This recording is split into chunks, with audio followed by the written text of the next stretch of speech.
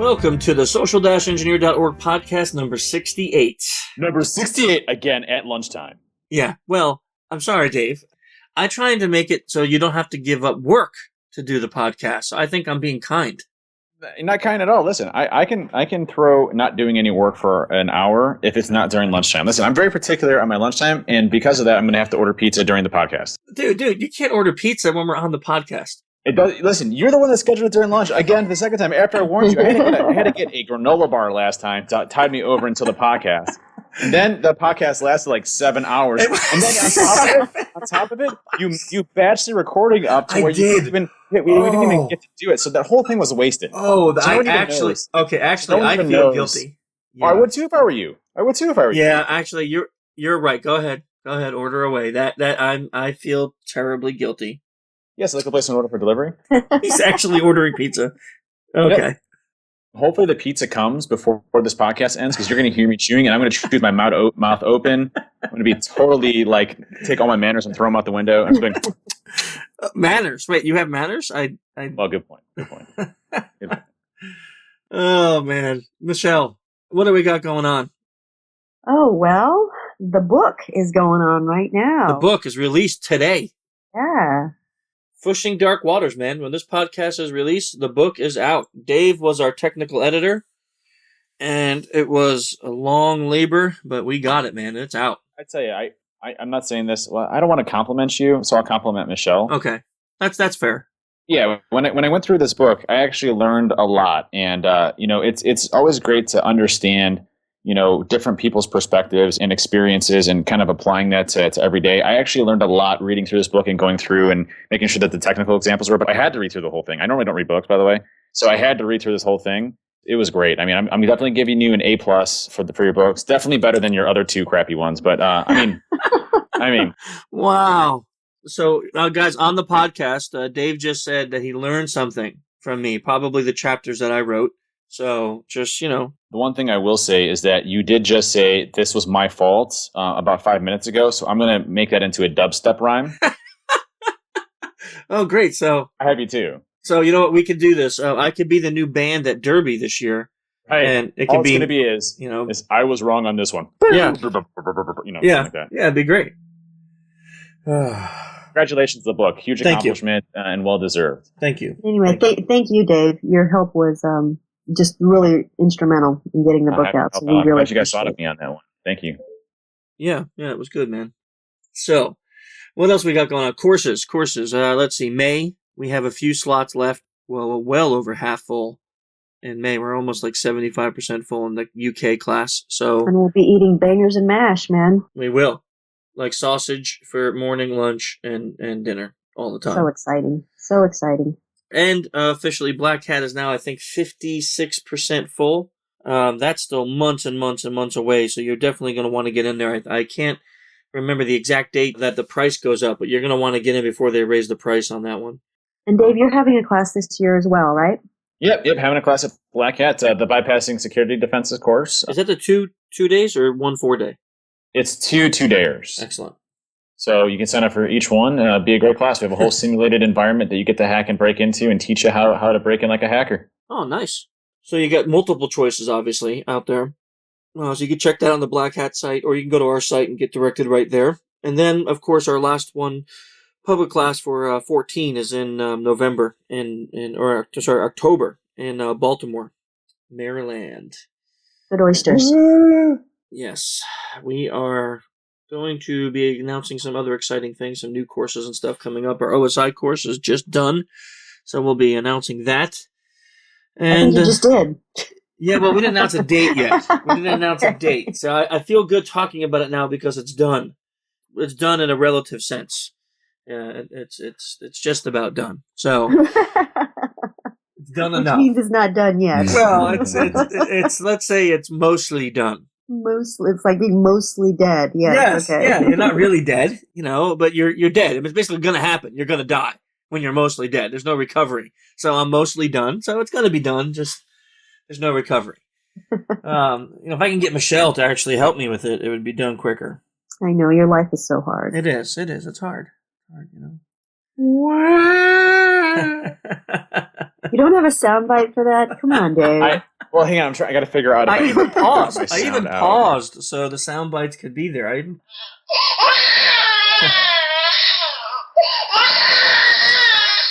How's that? You hear it? That was great. That was very loud. Okay. Okay, let's talk about after Black Hat. We got DEF CON, of course. So first of all, we mentioned Trusted Sec as one of our very, very good ongoing sponsors for DEF CON. We love Trusted Sec and the fact they help us out. Hey, thanks, buddy. Back at you. Man. No problem. We do.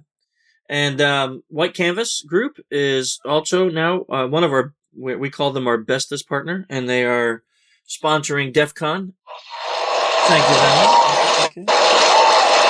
That wasn't a soundbite. That was me clapping. Oh, yeah. Wow, you have amazing clapping abilities. Okay. Thank you.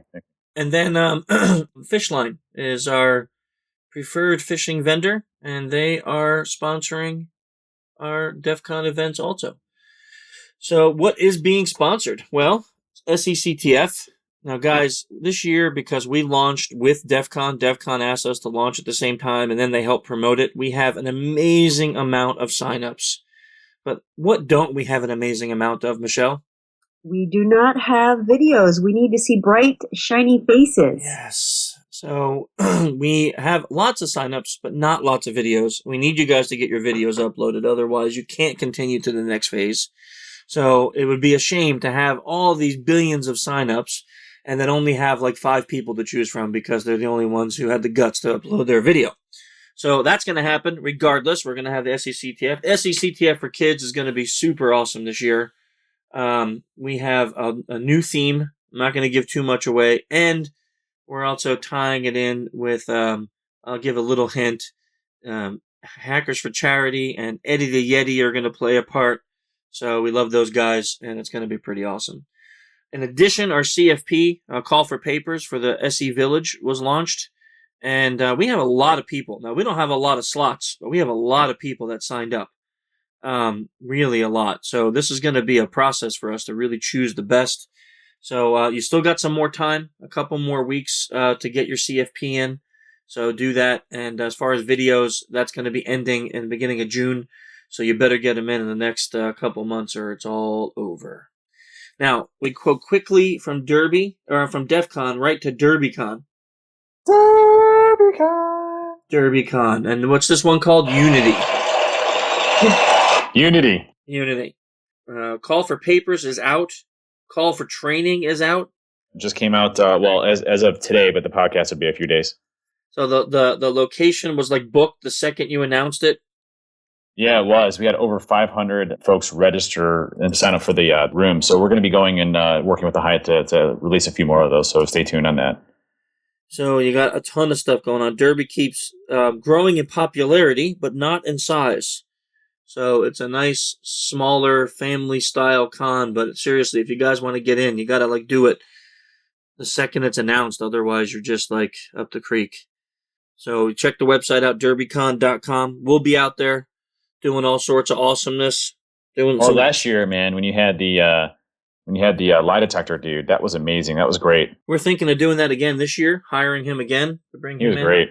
And then doing some other SE related stuff. So we'll be announcing that as we get closer in the months. That is awesome. Okay, now let's talk about our guest, Sadia Afroz. I'm probably saying that wrong. It's the intro music. We always have it. By the way, I've had so many compliments on the Bruce Hornsby stuff, and you saw it on Twitter. No, you saw it on Twitter. No, You had one. Right? There was one, but that's a lot. It's not so many. It's one. It's like a pandemic now happening. A pandemic. Actually, that's pretty fitting, isn't it? It's pretty fitting. Listen, I'll just throw this out there. Anybody that actually listens to this podcast, I know there's 3 of them. Can you please tweet, I'm a Bruce Hornsby fan, to Chris and myself. And those that don't like Bruce Hornsby, you can also tweet, but just don't tweet at all. So here's our poll. If you're listening to this podcast and we get way more than 3, we get thousands of downloads a month, then please tweet to Human Hacker and to Hacking Dave.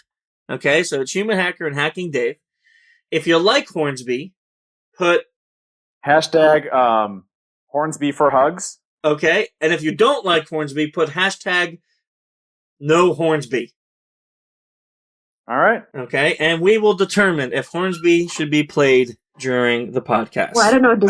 Does Dave agree to a permanent ban on Hornsby? Absolutely not. No, there's no chance. No, I mean, so your votes don't even matter, people. So it's completely irrelevant, really. What Dave is saying, we just want to know how you feel. I just want to know how you feel, because if you don't like Bruce Hornsby, I'm going to play it more.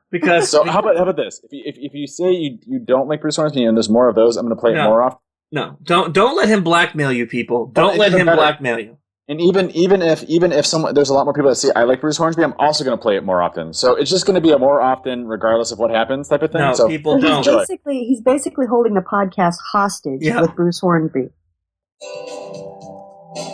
So amazing. Okay. Well, I'm gonna get our guest Sadia Afros. She is a postdoc at UC Berkeley. She does a lot of research into the implication on users being anonymous online, phishing, website fingerprinting for attacks, and things like this. So it's going to be an exciting podcast. She has a lot of research out there. We'll put links up. Sadia Afros, how are you doing this morning, Sadia? I'm doing great. How are you? Excellent. Thank you for joining us on the podcast. So before we had you on, we just talked a little bit about you and what we found about you on the Berkeley website. But it's always more interesting to hear from yourself about what it is that you do. So maybe you could tell us a little bit about your area of research and how you got into it.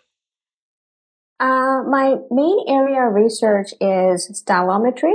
It is that how can you identify someone based on their writing style?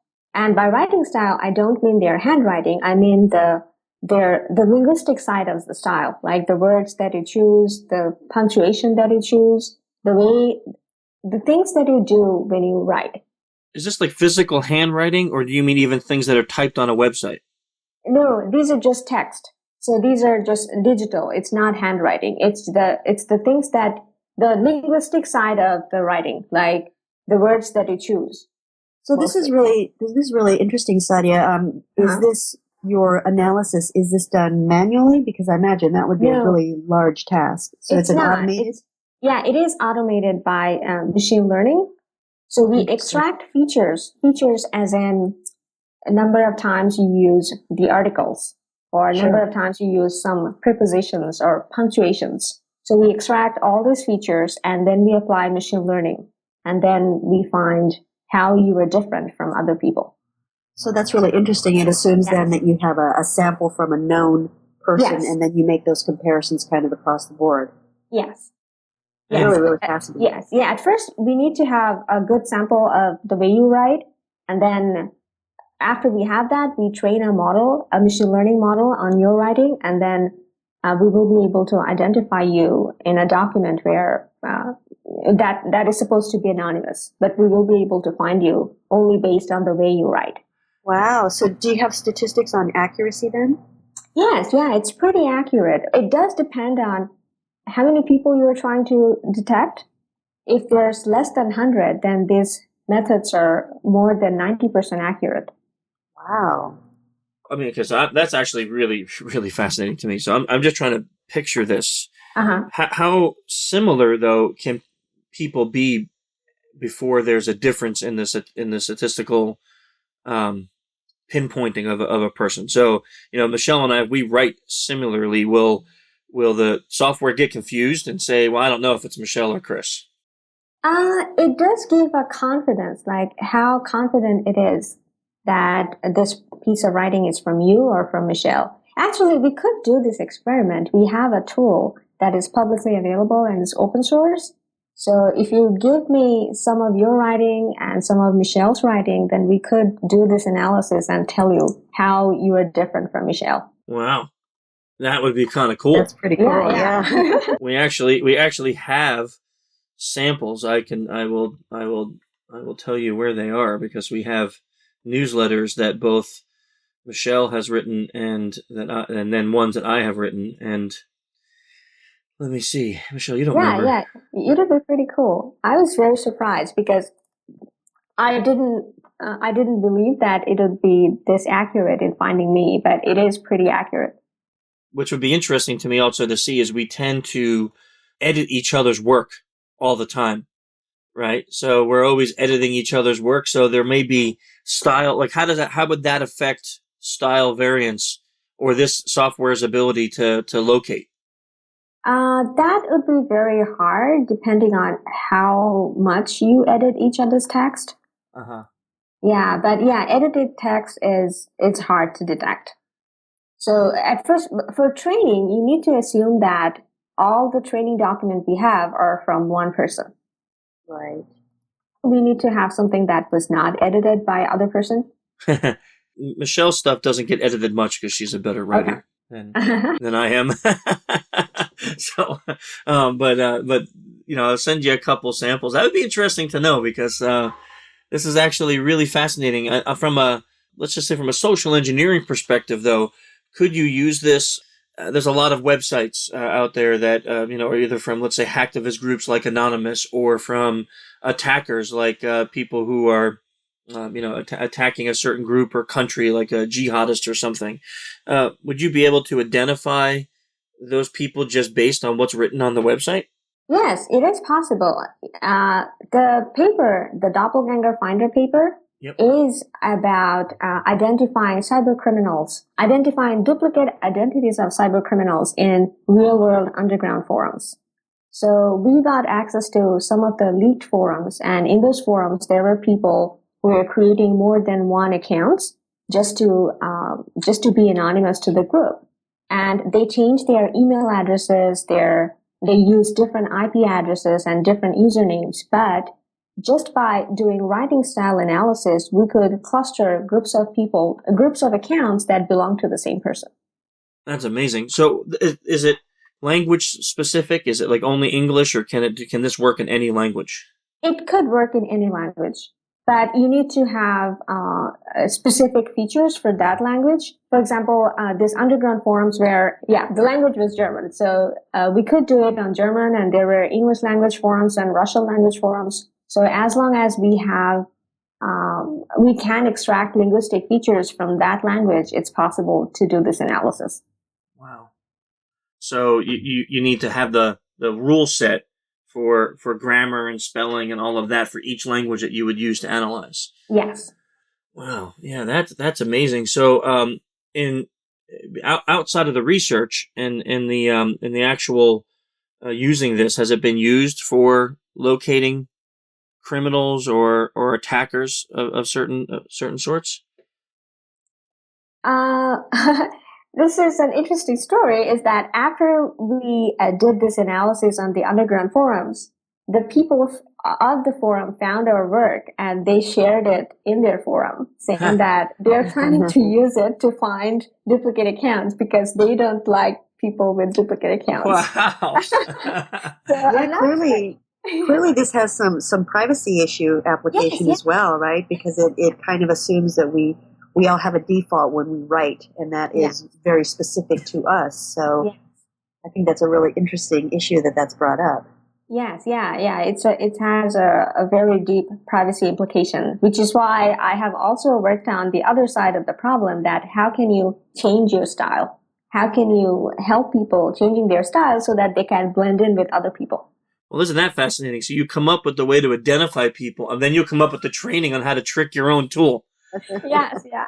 Wow, you're like, that's actually really interesting. You created the hole, and then you fixed and you made the patch for it. That's kind of awesome. How about phishing emails? Can this work on something like a phishing email, like where you'd be able to identify? I'm thinking almost like a real-time processor where something like this could identify the key points of phishing emails and then filter emails based on this one has a 93% probability of being a phish or something like that. It could be possible because in most cases, I have noticed that fishermen they use a specific template, right? Mm-hmm. Yeah. So if we have enough training document for that template, we will be able to identify that. And you could probably take that a step further and even identify larger groups of like hacktive or groups that are sending these fish. Yes, yeah. Yeah, that's quite interesting. Wow. That's really fascinating, man. I tell you, there were so many other papers you wrote and things you did, but that's fascinating in itself. Yes, yeah. We were very surprised that we were able to do it. What got you into that? Like, what started you thinking, like, hey, I'm going to start analyzing writing and seeing if we can identify people? Actually, we started working on the other side of the problem: is how reliable is writing style analysis? Mm. Because in many court cases, writing style analysis has been used to find the real author. And we wanted to see, are these methods very easy to fool? So we did an experiment where we asked people to imitate Cormac McCarthy. And at first we asked them, give us your original writing style, and then do two things where you change your style. One is you have to describe your morning by imitating Cormac McCarthy. And the second one is you don't have to imitate anybody, but just be aware of the way you write and just don't do those things. I think that's really interesting, right? Because that particular author, I think, would be really hard. I've read his work, and I think he'd be really hard, well, for me to imitate anyway. Did people find it difficult to... No, it's actually the opposite. People were very good at imitating Cormac McCarthy, and these people are not like professional writers. And they completely confused our machine learning, because our machine learner thought that all of these people who were imitating Cormac McCarthy are Cormac McCarthy. And maybe if it's that because you have a model to copy, then that makes it sort of easier to... that's really interesting. But what's interesting about that is you can almost think that you would be using this to find people who plagiarize other people's work. Yes, yeah. Right, so you can search a book text and find out if someone stole the text from Michelle and I's book coming out, and you'd be able to say, hey, this guy plagiarized our work. Yes, yeah, it is possible. But but the goal of that work is to show that if people are aware of the way they write, they can just change it and impersonate other people. That has interesting implications. Yes, yeah. Yeah, that does have interesting implications. So what were I want us to talk about detecting deception, but let's start with first, what's the key methods to creating that deceptive pattern so that you can trick the software into thinking you're someone else? So we're not really good at creating deceptive patterns yet automatically, but we analyzed how were people imitating other people. Mm-hmm. We wanted to see what kind of things people do when they're trying to be deceptive.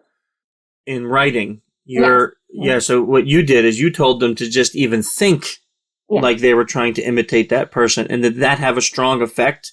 Yes. It did. That had a really strong effect, and that just completely confused our algorithm. Wow. That if you try to detect them in their regular style, these algorithms would be more than 90% accurate. But if you try to detect them in their imitation or obfuscated writing, then the algorithm is completely confused. So how would you detect that it wasn't really that person if they were doing this by analyzing their writing style? In their imitation text? Yes. So another thing we found is that if you ask more than one person to imitate another person, people usually imitate very similar things. So we found that there are some things that are very easy to imitate, and there are some things that are harder to imitate. Okay, so that makes sense. What we found is that if you have more than one person imitating another person, you will see a pattern in imitation. They're all imitating the same thing. So what kinds of things are easier versus what kinds of things are harder? One thing we found is that like the adjectives and adverbs are easier to imitate. People will be using more adjectives and adverbs, but function words are harder to imitate. Function words are prepositions or articles. Like when you read a piece of writing, we often omit the function words. We only read the big words. So when you ask people to imitate, they imitate the big words, but they often miss the function words. So it really even has to do with how we are processing information, then Yes. how we as humans notice certain things in writing, and those are the things obviously then that we can key off of and change Yes. if we're asked to do that. Wow, Yes. that makes perfect sense. Yeah. Yeah, that actually, I don't know if I've ever thought about this. Yes, yeah, that was very interesting for me to see. So, like, if really if you just have one piece of writing where someone is imitating another person, you don't see that pattern. But if you look at more than one person imitating just one person, then you see that pattern that everybody is imitating the same thing. So, for this analysis, we found there used to be a competition. It's called Fake Hemingway Competition. Do you know about this? Nope, never heard of it. So I imagine what it is, but I've never heard of it. Yes. So, yeah, the Me neither. competition was that. Hello. Sorry, Dave. Hey, Dave, Dave's say, back. I'm back. Sorry about that. meet Sadia, Dave. Pleasure Hi. to meet you. Are you a Bruce Hornsby fan? No, she's not a Bruce Hornsby She's fan. not. Okay. Just say no, She's a Sadia, just say serious no. she's a serious researcher and a serious psychologist. She's into serious things. Okay. Sorry. So- He's just a really good band. Sorry about that. Sorry, Dave is our comic relief also. Oh. So we didn't hear about this. I mean, I imagine what the competition is, but from the name. But The competition was that you have to imitate Hemingway. And there were people who were very good at imitating Hemingway, and the winning entries are really good. So we took those winning entries where people were very good at imitating Hemingway and found this pattern that people who are very good at imitating Hemingway are always imitating him almost the same way. I want to kind of switch this to, because, we're always looking at ways to use research and use some of the tools that from the people that we interview for the security industry. So, and you brought out the paper that you wrote about the doppelganger finding, and that was kind of used and was very popular in the InfoSec industry. It was very, very popular. Yeah. People got excited about it because we analyzed real world cybercriminal forums. Yeah, and that's really interesting. So let's talk about that. Like, what are some of the most prevalent findings that you had when it came to analyzing those underground forums and then being able to identify them? I'd say the most surprising finding for me was that we could find duplicate accounts of people, even though they were very cautious about being anonymous. Huh. So in all the other experiment we did, people were not trying to be anonymous. But in this forum, people were trying to be anonymous. They changed their names and email addresses, but they were not being conscious about the way they write. And because of that, we were able to find their duplicate identities. So here so I'm trying to picture this. Here you have a forum, and I get these. We've been in these. We've seen these forums. People sign up. They don't use any identifiable email address. Their real names aren't there anywhere. But now you can take that, the way they write on that underground forum, and maybe identify their Facebook page or identify some known social media. Yeah, it is possible. Wow. That's kind of scary, actually. Yeah, it is. It's kind of great from a protector standpoint, right? Having someone who's attacking your clients or your company and being able to identify them in the real world. That's kind of amazing. The privacy and security implications are kind of scary from wow, you can be identified. You can just write an anonymous blog because you're ticked at something, and somebody would be able to use that and identify that it's you. Yes, yeah, it has the privacy implication is really scary. Yeah. So, Sadia, how many original pieces of writing do you need to make that comparison? Do you just need one? No, we need a lot. So for training, at first you need to train your machine learner, and for that we need like 4,500 words. Okay. I see. Okay. So you need a good size article or two. It's definitely not going to be done off of a few tweets. Yes, yeah. It's Right. very hard to do on tweets because you don't have enough information there. Right. So you would need a good blog post or an article written about a topic in order to use that. Okay. Now, what happens if there's multiple authors? Like, I'm thinking of either phishing emails or these anonymous attacker sites that have multiple people writing, or even in one article. how does that affect your ability to profile?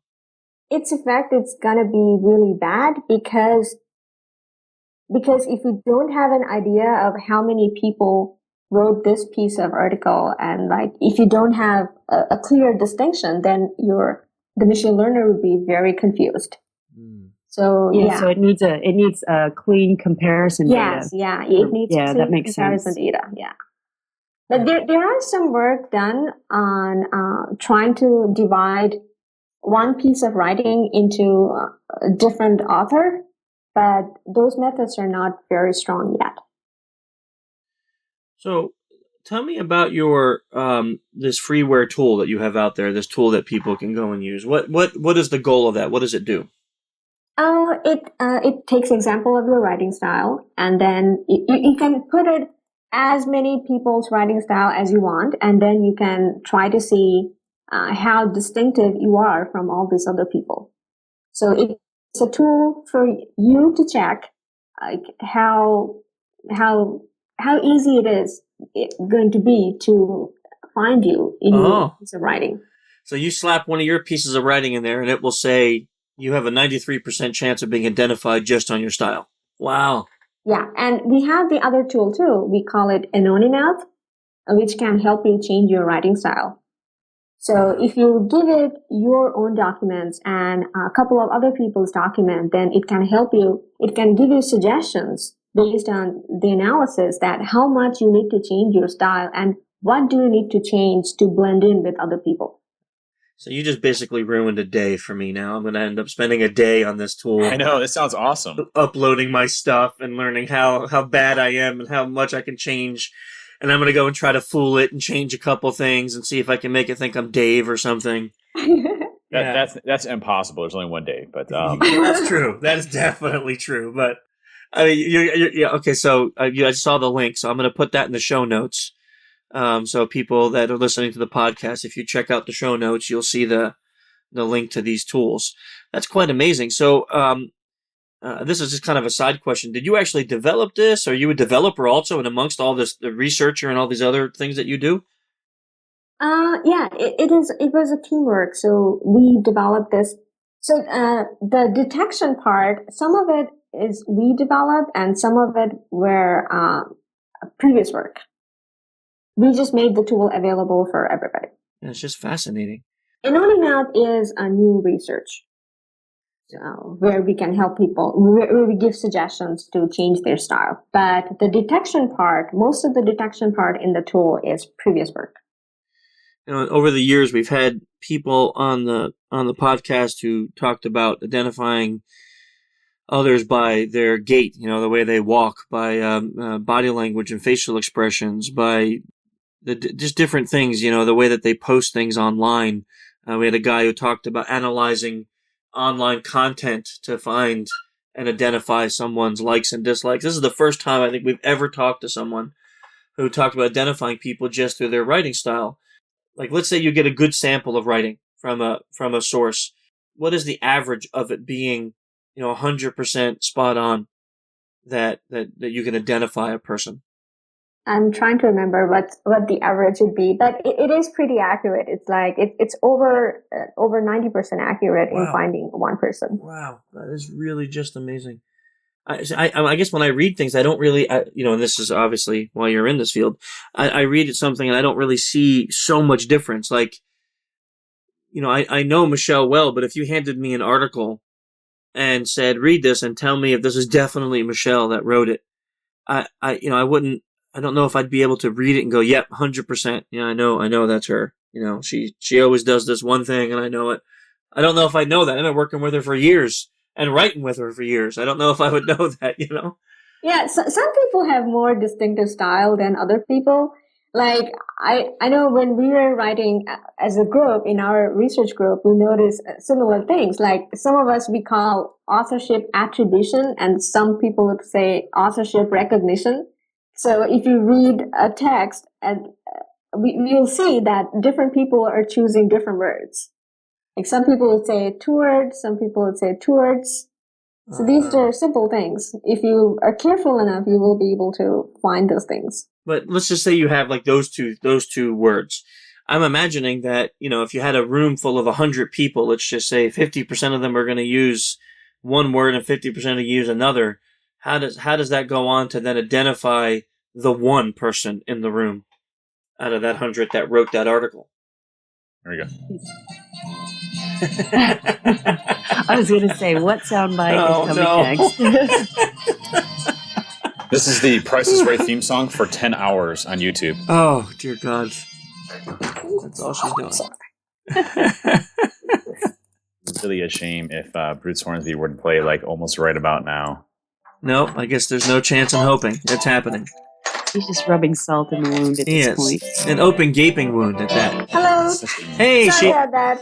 No, it's okay. It's okay. Dave needed to, have an outlet for a minute, so yes, it's okay. Yes, it worked out perfect. He's like an ADD child, If we lock him up too long, it gets bad. So, yeah. Thank you for letting me out for a few minutes. I will go back to my cave. Back to your bacon pizza. Now, are we allowed to interview our guest a little more? I even told the guy, I'm like, hey, I'm a vegetarian, and it came with bacon. I'm going to say that, Sadia being a postdoc at UC Berkeley, PhD, let's ask someone highly intelligent. Does that make sense to order a chicken buffalo pizza minus the chicken? Yeah, I think it does. Oh, she's stuck up for you. I Thank can't you. believe like the flavor without the meat. I like you a lot, by the way. Wow. I can't believe she stuck up for you. She must like Bruce Hornsby. That's right. That's what I'm saying. Bruce Hornsby. Sorry, let's get back on track. Yeah. Can we do that? This will be an interesting side rail. Never happened before. That was interesting. You're saying that can I identify someone just based on those two words in a room full of 100 people, right? Yeah, or what has to happen to do that? Because let's say, I'm imagining if you have 100 people in a room, you're going to have a fair split of people who use one word over the other.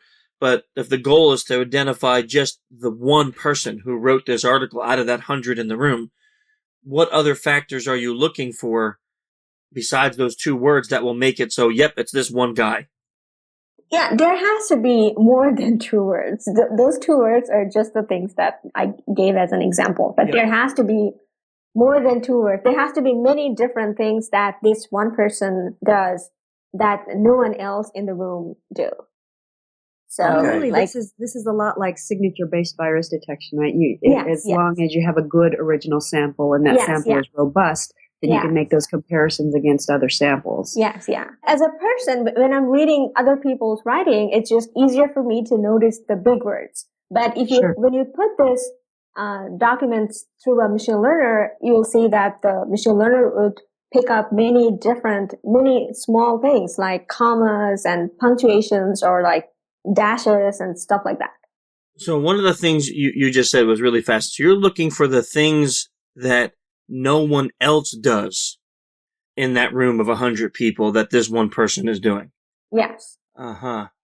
And once you can identify, even if it's just a handful of things that this person does that no one else does, then you can compare that to other samples of writing and identify which one may be them.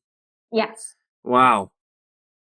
And there really is that much in each person's writing style. There's things that no one else does, enough to fingerprint a person? Yes, there actually is. Well, is that too far-fetched? I mean, if you look at human behavior, I mean, we exhibit certain behaviors as humans on a regular basis that are common to what we've been brought up as. I mean, so different from in person than how your writing style is as well. I can completely see this as being a perfect science. Yes, that's exactly the reasoning behind this, that everybody learns language differently. Everybody learns by themselves. So they learn things slightly differently from other people. Good example of that is I was writing something for Mitnick one time, and one of my friends, Kevin, and he went to my paper and he's like, "Man, I noticed you use this word a lot." And I went back and looked at all my reports, and I'm like, "Man, I do use this word a lot." And so it was a thing to change my behavior. But I mean, at the same time, you don't even know your writing style until you actually go back and look at it, and other people point things out to you. I mean, I guarantee you, Chris, if I read. Well, I mean, I did read, a few of your books. I could probably get a pretty good understanding of how you type out things and hopefully pick them out. Yeah. That's kind of what I'm thinking. This is really, really fascinating idea. And until you just said that, Sadie, I didn't really get it, that you're looking for the unique things that no one else does. And I guess that's where my brain, and obviously, since this is an area of research that you've proved, it's reality, but I guess my brain's having a hard time wrapping that, out of the billions of people on Earth, that there's things that I will do in my writing that are different. I mean, completely different than anyone else on Earth that can identify me. Maybe not anyone else on Earth. I'm not sure about that, but it's possible that, like, out of 100 or 1,000 people, you will be distinctive enough. Huh. Well, and that makes sense, right? Because our language and how we use language is based in how we process information and how we learn. And to a fair extent, we're fairly unique in some respects. So that makes perfect sense, right, Chris? That you are unique and different in ways that no one else is. Oh, I'm definitely unique and different. That's for sure. I was just trying to say it in a nice way. Yeah, I know. Another day. Michelle was nice to me today. Mark this down. Yeah, mark this down. It's a special day. So where do you go from here with this kind of research? What's the next stage, or is there something else beyond this that you want to take this research to the next level? Yes, we were planning to use it in other real-world situations where people might be trying to obfuscate themselves. For example, in source code identification. For example, like people have a different style of writing codes, like code that's in computer codes, programming. Yeah, so if you have, it might be possible to find different groups of malware vendors, malware authors, by analyzing the way they code. Almost creating like a preemptive antivirus, right? You don't need the virus signature anymore. What you need is the virus writing style. And then you identify all potential viruses within that style. Wow. Is that something you're actively working on now? I am not working on it, but my professor and one of her students is working on it. That would be a fascinating thing to see if that actually could work. Have they gotten far in that research to see like that's actually reality? Yes, they applied it on codes from Google Code Jam. Are you familiar with that? I am actually. Yep. Okay. Yes. So they applied it on there, and they're pretty accurate. Wow. And I'm trying to find a blog post they wrote on it. The paper is under submission, but you can read the blog post. Okay, I got that link now, and I will put that in the show notes also. That is very fascinating, really. So another thing I am working on right now is finding human traffickers. There are groups of people who put ads for child pornography and human trafficking, and we are trying to find that. Is there any similarity? Can we cluster different groups of human trafficker based on the style of advertisement that they put out? Now that is such a useful part for this research. It's something that we have worked with groups on this exact topic. Unfortunately, as sad as it is, in trying to identify groups and people through their online activities. So this would be a tool that could just really help so much. Yes. Being able to identify that. Wow, that would be fascinating. Now, do you have to change your research in order to do that, or is it just having a large enough sample of these disgusting ads to use in order to identify them? One problem there I noticed is that these ads are very small. So at first we need to have enough ground truth to train our model, which is very hard to get because there's just hardly any ground truth. Yeah, because you were saying like 4,500 words, and like you're saying a Craigslist ad is maybe a little longer than a tweet, so it's not. Yes, yeah, it's very small, yeah. And so how do you tackle that? How do you get past that?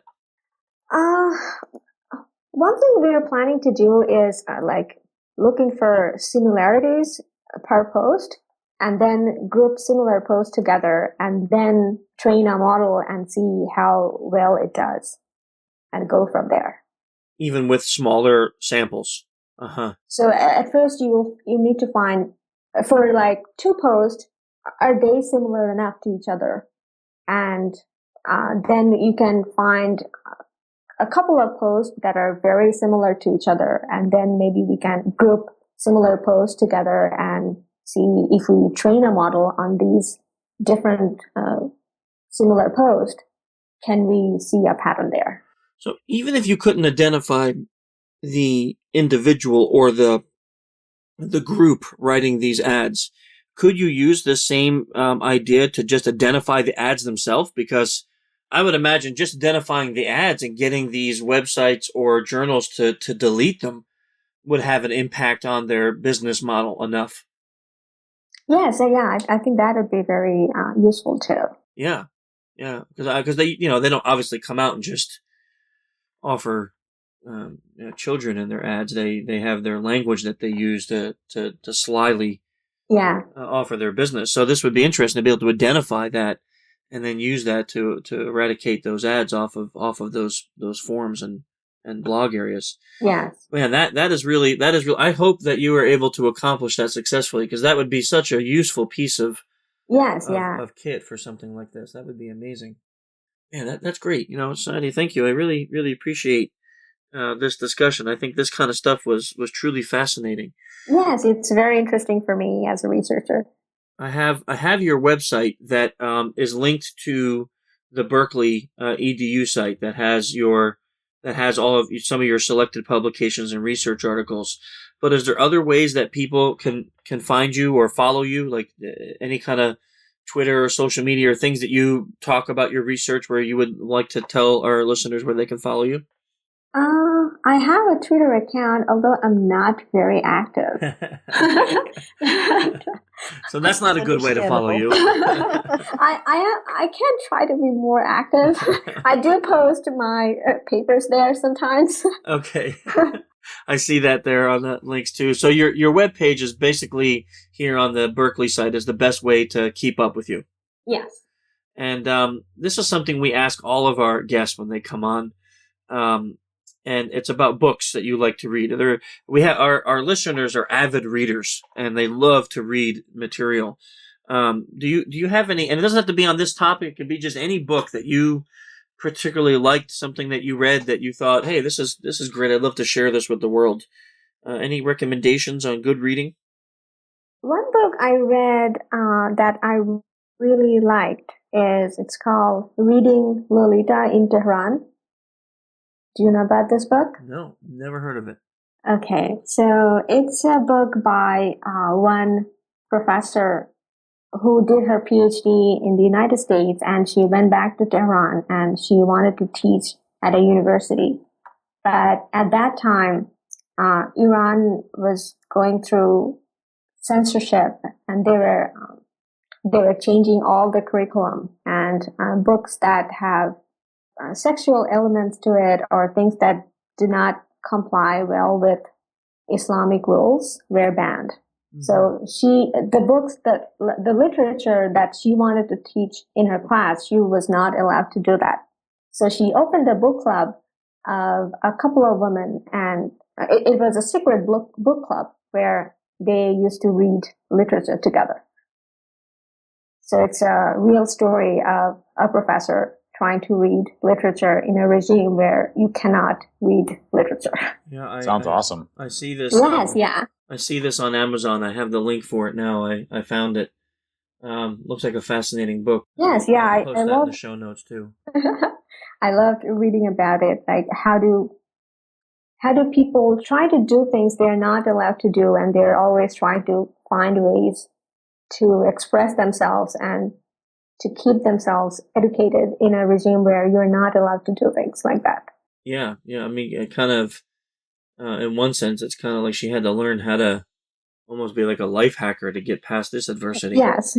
She had everything against her, it seems like, just from the synopsis here. Yeah. Fascinating. That would be great. Sadie, I told you we'd only keep you for like 35 to 40 minutes, and we're going on 45, and I appreciate the extra time. This was a fascinating thing. When we first just started reading some of your research and asked you to come on the show, I don't think I really grasped the awesomeness of what it was that you were doing. So this was really fascinating for me, and I know listening to Michelle's questions and Dave that for all of us, and I'm sure the listeners will really enjoy this too. You may have a lot of people reaching out after this, asking questions or kind of hitting up your website too. Great. Yeah, I really love talking about this research. I learned a lot about how people write and how unique it is. And I was very surprised the first time it worked for me. That I wasn't thinking that my writing is that distinctive enough from other people that you can really find me. Yeah. That had to be a weird moment, right? Yeah. I think people are going to be really interested in checking out your free tool as well. Yeah. I am betting we're going to get some hits on that. Yeah, that would be great. Thanks for everything that you're doing and for coming on to the podcast. It was wonderful.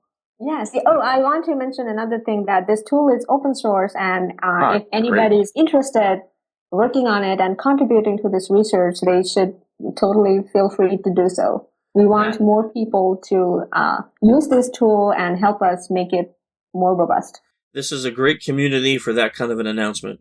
You're talking my language. Yeah, we have a lot of things we do in this community are open source, and we have a lot of people that sometimes just look for interesting projects to devote some of their resources to. I will definitely make sure, guys listening, that in the show notes will be the link directly to the JStylo software page. So check it out, and then you can reach out to. Do you want them to reach out to you directly, Sadia? Okay, so you can reach out directly to Sadia if you have an interest in helping out with this tool, and it looks like you have quite a few people helping out with the project. That's nice. Well, again, thank you so much. I really appreciate your time today and coming on the podcast. Really fascinating. Yeah, thank you for inviting me. No problem. Well, Sadia went, and another fascinating podcast for the SE team. That was awesome. Yeah. She's doing some incredible work. That really was awesome. And I felt bad saying it, but when I read it, I didn't realize it was going to be like that awesome. I didn't really grasp it, the concepts of the research until we were talking and she started telling us what it was. And I'm like, wow, this is truly fascinating stuff. Yeah, really. I mean, I really hope she can get that piece done that will help identify the child traffickers and child pornographers. Well, it seems like they can pretty much do anything as long as they have enough of a comparison sample. Yeah, I guess that's true. I really want to see it because, some of the stuff that we do and people we work with, it would just be awesome to be able to, even if you can't catch those losers, if you can just remove the ads and hurt their bottom line, that to me would be fascinating enough. Yeah, it just, it really just sounds like signature-based detection. I mean, really. You just need to have a good, base sample, and they can pretty much find anything, it sounds like. And what's great is it makes sense now hearing it, but, I never ever thought of that as an option until sitting here listening to her talk. Yeah, it's cool. Yeah, pretty fascinating. So, Dave, did you eat your bacon pizza? I threw away my bacon pizza, and I had a cheese pizza. Isn't there someone in the office that eat your bacon pizza? Yeah. A few of the guys actually have been eating a bacon pizza. Well, so the funny part about this is that one of the guys eats this pizza, knows I'm a vegetarian, has been a vegetarian for 5 years, eats the pizza, and I said, hey, man, how's the pizza? And he's like, oh, dude, it's delicious. It's awesome. Knowing that it has bacon in it, and I go and eat it, and I'm like, there's bacon in it. He's like... So is he fired now? No. I'm definitely going to do something to his desk, though. It's going to get destroyed. Yeah. It's definitely getting destroyed. What? Yeah, you should order a tofurkey pizza or something and make him eat that. Yeah, that's exactly what I'm going to do. A tofurkey pizza. But I can't. That's one thing I can't get into is tofurkey. I do like the tofurkey, make fake turkey. That's actually really good. It's got the stuff in there. But the tofurkey slices that are fake bologna, that jacks me up. It sounds so disgusting. It's like, Dude, I will say there's Morningstar makes these awesome chicken nuggets. They are phenomenal chicken nuggets, especially the spicy buffalo ones. You can't even tell. Chicken nuggets. Either are chicken nuggets that you eat. Do you think that's really chicken that you're eating in there? Anyhow, we really got off topic. Oh man. Okay, Michelle, is there anything else that we forgot to talk about that we should talk about before we end? I think we talked extensively about everything, including Dave's eating habits. Yes, that's true. I think we're good. Okay, well, we got Human Hacker for Twitter, as well as SOC Engineer Inc. If you want to follow us on that, on the websites social-engineer.org and social-engineer.com. There's millions of ways to stay in touch with us. The newsletter, podcast that you're listening to now, email lists, all sorts of fun things. Hopefully we'll see some of you at a class coming up soon. If you're still on IRC, a little activity on there every now and then. It's the irc.freenode.net network channel social-engineer. Until next time, we'll see you. Number 57. It's not 57, it's 68 or something. 68. Or something. What is 68. it? Listen. You scheduled during lunch is number 57. It's not 68. We're not even. If you schedule the next time during lunch, it's going to be number 54. We're going to go back in numbers. We're going to be less sophisticated. Man. I'm going to schedule them all at like 5 a.m. That's all there is to it. I'll do that. See ya. Bye.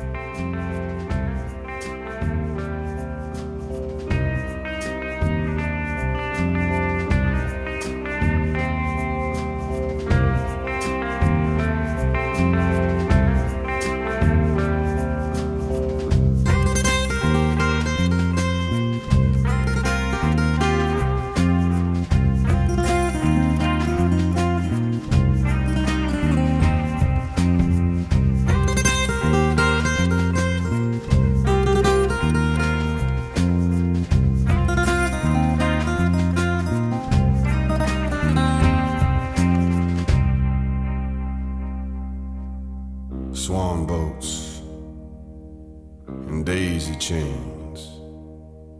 Can't seem to recall any given name. I see the footprints, how they come, how they go. Was that only a moment or many years ago? My heart is gone,